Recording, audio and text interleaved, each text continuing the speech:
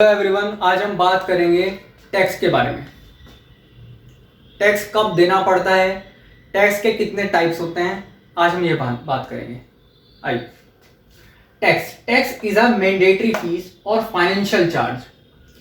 Tax क्या होता है? एक मैंडेटरी फीस होती है और फाइनेंशियल चार्ज होता है जो कि गवर्नमेंट को हम लोगों को देना पड़ता है। गवर्नमेंट इंपोज करती है हम लोगों पे, यानी कि levied by any government on an individual और एन ऑर्गेनाइजेशन। किसी भी इंडिविजुअल पे को देना पड़ता है, फिर किसी ऑर्गेनाइजेशन को, टू कलेक्ट रेवेन्यू। ये किस लिए देना पड़ता है? For public works, providing the best facilities and infrastructure, यानी कि ताकि हम लोगों को बेस्ट फैसिलिटीज गवर्नमेंट प्रोवाइड कर सके और दूसरा इंफ्रास्ट्रक्चर प्रोवाइड कर सके, एक अच्छा इंफ्रास्ट्रक्चर प्रोवाइड कर सके। इस चक्कर में हमें टैक्स को देना पड़ता है गवर्नमेंट को। अब बात करेंगे टैक्स कितने टाइप्स के होते हैं। टैक्स होता है 2 टाइप्स के, एक होता है डायरेक्ट टैक्स और एक होता है हमारा इनडायरेक्ट टैक्स। जानते हैं डायरेक्ट टैक्स और इनडायरेक्ट टैक्स क्या होता है? डायरेक्ट टैक्स डायरेक्टली गवर्नमेंट को देना पड़ता है, जो कि डायरेक्टली पेबल होता है गवर्नमेंट के लिए। इसको हम इनकम टैक्स भी कहते हैं, ठीक है, ये आ गया ना। इसको हम लोग इनकम टैक्स भी कहते हैं। ये इनकम, ये जो डायरेक्ट टैक्स है, किसके बेस पे दिया जाता है? ये प्रॉफिट और किसी की इनकम के बेस पे दिया जाता है, ठीक है। वहीं अगर हम बात करें इनडायरेक्ट टैक्स की, तो indirect tax goods and service के लिए दिया जाता है, ठीक है। फॉर एग्जांपल जीएसटी, ठीक है। अब बात करेंगे कि ये जो इनकम टैक्स जो होता है, ये कब देना पड़ता है हम लोगों को। तो इसमें 2 ईयर आते हैं, क्या होता है? प्रीवियस ईयर और एक होता है असेसमेंट ईयर, ठीक है। एक होता है प्रीवियस ईयर और एक होता है असेसमेंट ईयर। प्रीवियस ईयर को फाइनेंशियल ईयर भी कहा जाता है। प्रीवियस ईयर और फाइनेंशियल ईयर।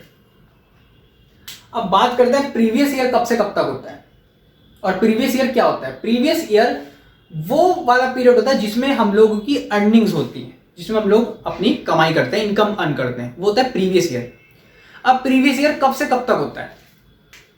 प्रीवियस ईयर होता है 1 अप्रैल से लेकर 31 मार्च तक, उसे कहते हैं प्रीवियस ईयर। हालांकि हमारी रोजमर्रा जिंदगी में जो हमारे नॉर्मल जो ईयर माना जाता है, होता है 1 जनवरी से लेकर 31 दिसंबर तक। 1 जनवरी से लेकर 31 दिसंबर तक 1 साल का माना जाता है। लेकिन टैक्स के मामले में ऐसा नहीं होता है। टैक्स के मामले में जो ईयर माना जाता है, वो होता है 1 अप्रैल से लेकर 31 मार्च तक, वो ईयर माना जाता है फाइनेंशियल ईयर जिसे कहते हैं हम, जिसमें हम अपनी कमाई करते हैं, ठीक है। अब मान लेते हैं जैसे हम 2023 में खड़े हैं, तो 1 अप्रैल 2023 से लेकर 31 मार्च 2024 तक ये हमारा प्रीवियस ईयर और फाइनेंशियल ईयर कहलाया जाएगा, ठीक है, जिसमें हम अपनी अर्निंग करेंगे। अब बात करते हैं असेसमेंट ईयर कौन सा ईयर होता है, कौन सा पीरियड होता है assessment year. Assessment year is the year in which the annual income of an individual is assessed for income tax filing in process. यानी कि असेसमेंट ईयर कौन सा ईयर होगा? ये जो इस पीरियड के बाद वाला जो पीरियड होगा ना, उसे बोलते हैं असेसमेंट पीरियड। तो इस पीरियड के बाद वाला पीरियड होगा, उसे हम बोलते हैं असेसमेंट ईयर, ठीक है। तो जैसा कि मैंने बताया, प्रीवियस ईयर एक तो 12 मंथ्स का होता है और 1 अप्रैल से लेकर 31 मार्च तक का होता है। और इसके बाद जब 31 मार्च जब खत्म हो जाते हैं, सोच लीजिए हम 2023 में खड़े हैं, तो 1 अप्रैल 2023 से लेकर 31 मार्च 2024 तक ये हमारा फाइनेंशियल ईयर माना जाएगा। और जैसे ही 31 मार्च खत्म हो जाती है, उसके बाद वाला जो पीरियड होता है, उसमें अपना इनकम टैक्स को फाइल करते हैं, ठीक है। तो हम बात करते हैं 5 हेड्स ऑफ इनकम के बारे में। 5 हेड्स ऑफ इनकम यानी कौन कौन से हमारी कमाई का जरिया होता है, कहां कहां से हम कमाई करते हैं और टैक्स को देते हैं, ठीक है। तो 5 हेड्स ऑफ इनकम के बारे में बात करेंगे। पहला है इनकम फ्रॉम सैलरी। जो पैसे, इनकम फ्रॉम सैलरी का मतलब होता है जो कि इंप्लॉय अपने इंप्लॉयर से लेता है। सोच लीजिए, अगर मैं किसी के यहाँ काम कर रहा हूं और जो मेरा बॉस है, जिससे मैं पैसे ले रहा हूं, वो जो सैलरी जो उत्पन्न हो रही है, जो आ रही है मेरे पास, उसको बोलते हैं इनकम फ्रॉम सैलरी, ठीक है। जो इंप्लॉय अपने इंप्लॉयर से लेता है, यानी कि इंप्लॉय अपने इंप्लॉयर से लेता है, ठीक है, वो। अब दूसरा आ जाता है इनकम फ्रॉम हाउस प्रॉपर्टी। ये कौन सी इनकम होती है? ये वो इनकम होती है, जैसे सोच लीजिए, मान लीजिए कोई एक्स पर्सन, उसने कोई घर खरीदा हुआ है या उसके पास कोई अपना कोई घर है पहले से और वो कहीं और रहता है अपने किसी दूसरे मकान में। तो जो उसका जो मकान जो उन्हें खाली रखा है वहां पर अगर उन्हें कोई फैमिली को किसी को रेंट पे दे रखा है, तो वो जो रेंट जो उस पर आ रहा है, वो जो रेंट उस पर आ रहा है उसको बोलते हैं हम इनकम फ्रॉम हाउस प्रॉपर्टी, यानी इनकम फ्रॉम हाउसिंग प्रॉपर्टी। ये सब ये दूसरे पॉइंट में आ जाता है, ठीक है। अब तीसरा आ जाता है income from business and profession.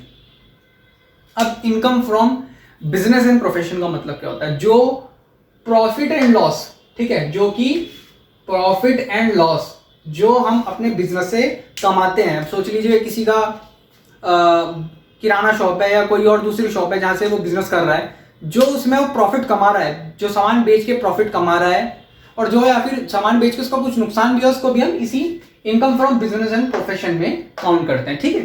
अब आ जाता है चौथा, इनकम फ्रॉम कैपिटल गेन। अब यहां थोड़ा समझते हैं इनकम फ्रॉम कैपिटल गेन का मतलब क्या होता है। इनकम फ्रॉम कैपिटल गेन का मतलब होता है कोई भी प्रॉफिट, शेयर या फिर कोई गोल्ड हमारे पास आ रहा हो, यानी कि हमने कोई बिजनेस करा, उस पर हमारा कोई प्रॉफिट हुआ, एक तो वो हो गया कैपिटल गेन, या फिर कोई शेयर हमने खरीदे या बेचे, या तो हमने कोई शेयर खरीदे या बेचे, वो भी हमारे कैपिटल गेन है, ठीक है। और या फिर कोई गोल्ड, कोई हमारे पे गोल्ड पड़ा हो, कोई प्रीशियस चीज पड़ी जो हमने बेच दी है, उससे जो हमारा कैपिटल गेन निकल कर आता है वो भी इनकम फ्रॉम कैपिटल गेन में काउंट हो जाता है। अब आता है पांचवा, other sources, income from other sources. अब ये इनकम फ्रॉम अदर सोर्सेस क्या है? जो अदर एक्सपेंसेस है, तो समझ लीजिए इंटरेस्ट फ्रॉम एफडी, या तो हमने कोई एफडी करा रखी हो अकाउंट में, अपने कोई एफडी करा रहे हो कुछ पैसों की, उससे जो हमारा इंटरेस्ट निकल कर आता है वो भी अदर सोर्सेज में काउंट हो जाता है, ठीक है। अब मान लीजिए हमारा कोई सेविंग अकाउंट है, उसमें से भी कुछ हमारे पास पैसे आ रहे हैं, कुछ इंटरेस्ट लग रहा है, ठीक है, वो भी हमारा अदर सोर्सेज में आ जाता है। अब मान लीजिए पेंशन है, रिटायर होने के बाद जो पेंशन आती है उसमें वो भी अदर सोर्सेज में माना जाएगा, ठीक है। तो ये भी इनकम फ्रॉम अदर सोर्सेज में होता है। अब ये जो टोटल 5 इनकम है, इसका जो अगर हम टोटल इनकम निकाल उसको बोलते हैं ग्रॉस टोटल इनकम, ठीक है। इसको हम क्या बोलते हैं? ग्रॉस टोटल इनकम, यानी कि जो भी इसका जो भी टोटल इनकम जो बैठेगी, जो भी हमारा पूरी जो इनकम का जो जिससे भी हम सोते से कमा रहे हैं, जैसे भी हम कमा रहे हैं, जो उसका टोटल जो गेन है हमारे पास, उसको बोलते हैं हम ग्रॉस टोटल इनकम। अब ये ग्रॉस टोटल इनकम जब ये ग्रॉस टोटल इनकम हमारे डिडक्शन से माइनस हो जाती है, ठीक है, तो तब हमारा निकलता है क्या? Net income.